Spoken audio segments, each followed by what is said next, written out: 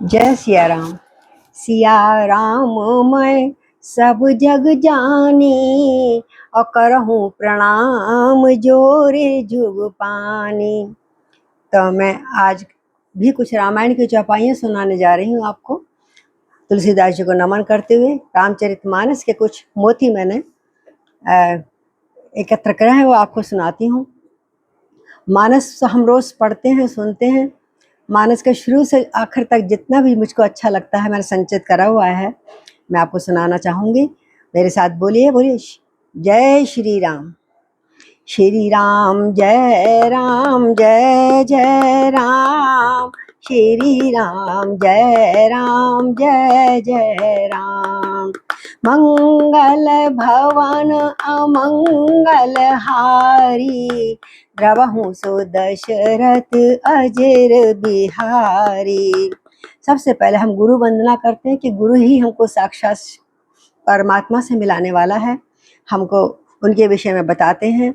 आइए अपने गुरुओं को, अपने अपने इष्टों को, गुरुओं को नमन करते हुए गाते हैं। आइए। बंदाहूँ गुरु पद पदम परागा, सुरचि सुबास सरस अनुरागा।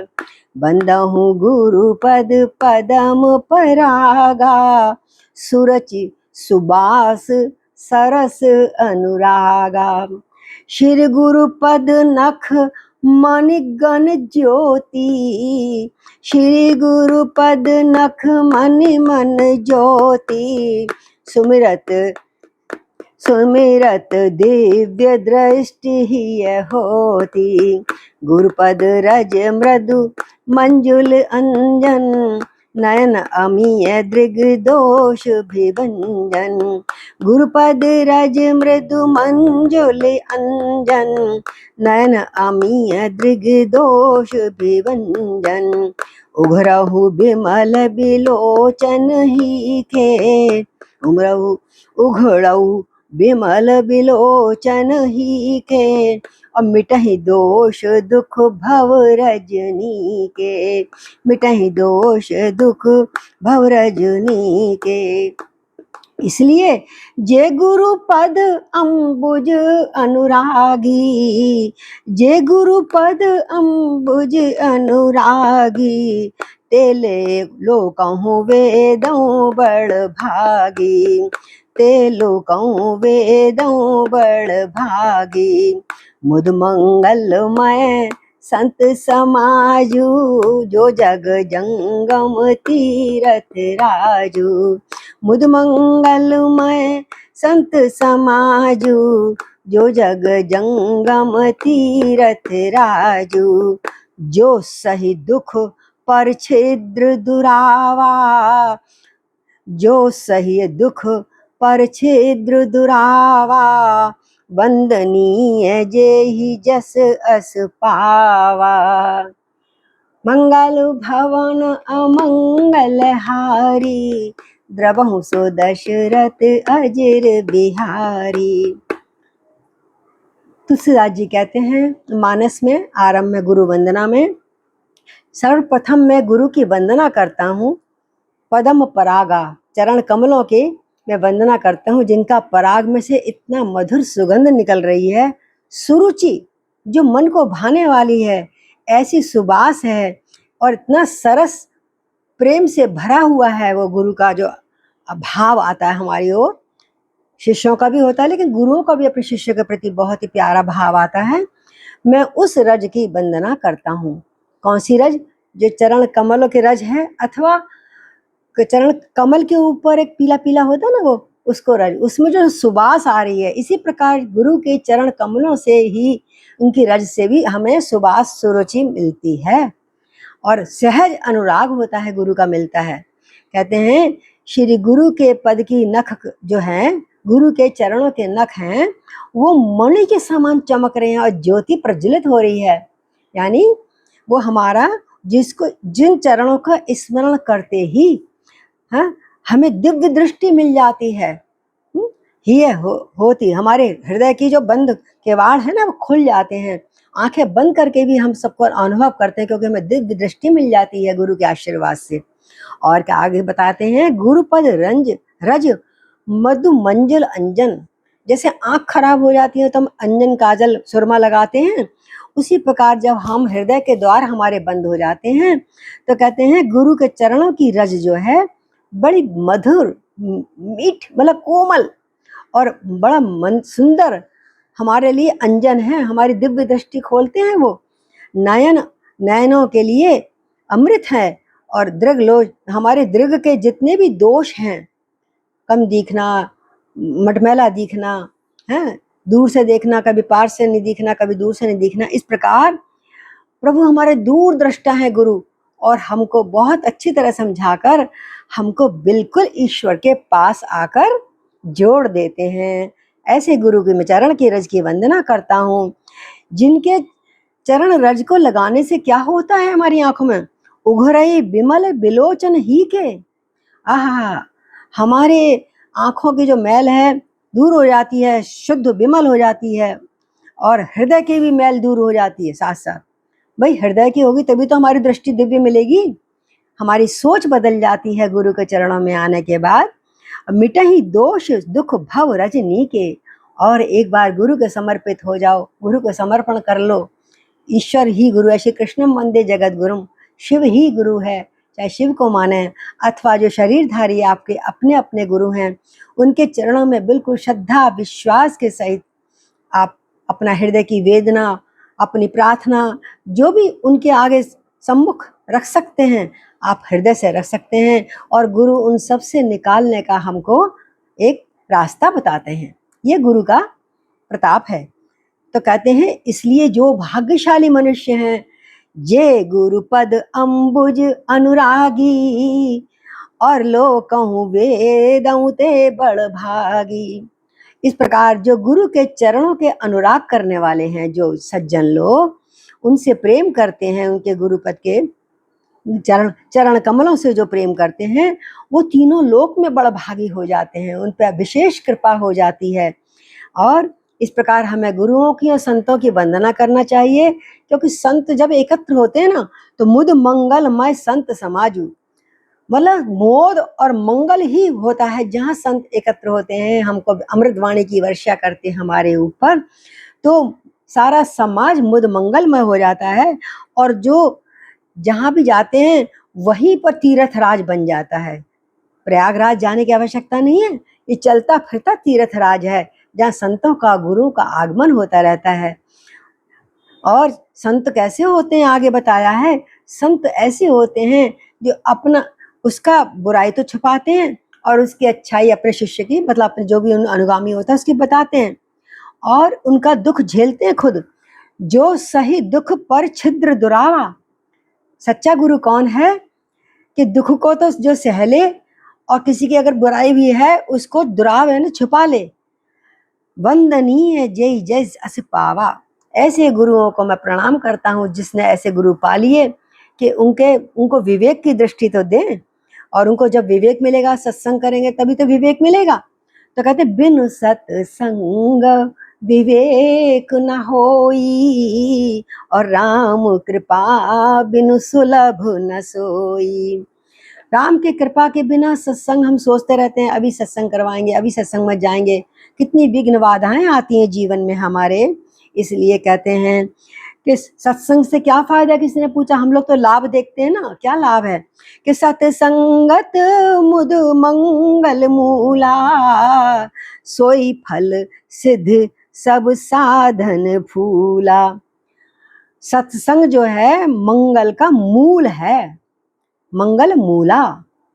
सबसे पहले अगर हम श्रवण करना सीख जाएं संतों की शरण में, तो हमारे हृदय की जो विष गांठ है धीरे धीरे खुलती जाए, घुलती जाएगी, अमृतमय बन जाएगी, और वो सत्संग मिलना ही हमारे जीवन का सबसे बड़ा फल और सिद्धि हो जाती है। बोले हमें क्या मिला, अरे तुम एक घड़ी आदि से पुनियाद, तुलसी संगत साध की कटे कोट अपराध।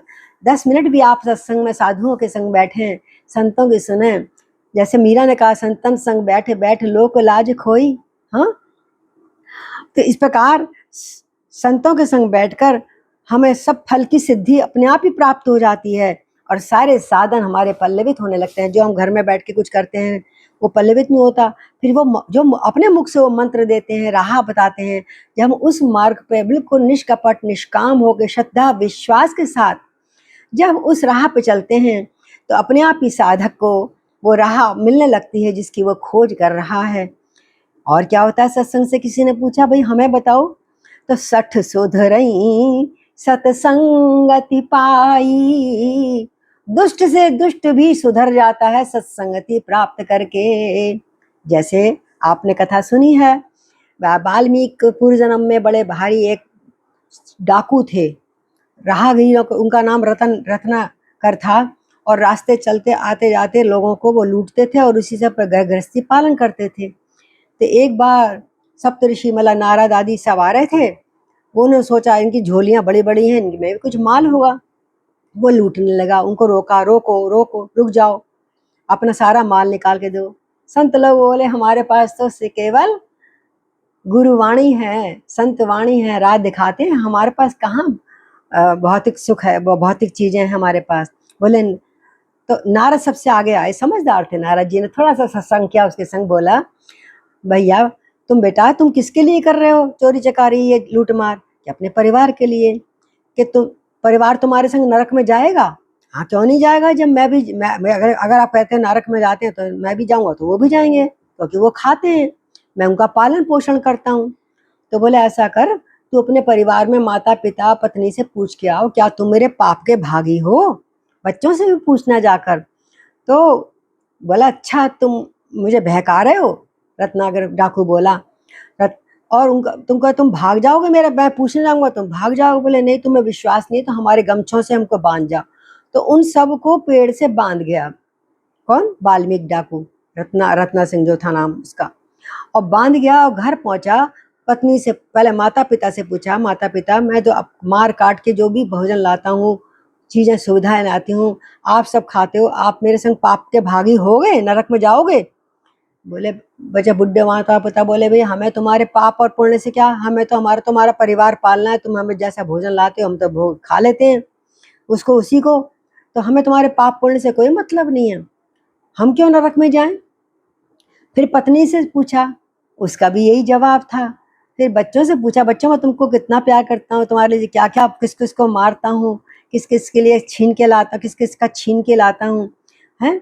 तो तुम तो मेरे संग जाओगे, तुम तो बड़े प्यारे हो। बोले नहीं पिताजी हम क्यों नरक में जाएंगे, पिता का काम है पेट भरना, हमें हमें नहीं मतलब, आप कैसे भी लाते हैं।